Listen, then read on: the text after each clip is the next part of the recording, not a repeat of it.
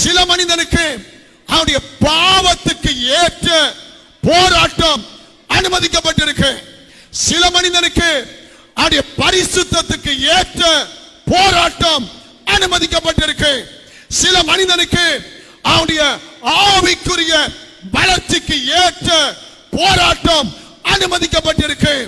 விசுவாசம் அதிகமாயிருந்தால் அதற்குரிய போராட்டம், பரிசுத்தம் அதிகமாயிருந்தால் அதற்குரிய போராட்டம், தேவன் மேல பக்தி வைராக்கியம் அதிகமாயிருந்தா அதற்குரிய போராட்டம், தெய்வீகத்தில் நீ முன்னேற ஓட விரும்பினா அதுக்குரிய போராட்டம்.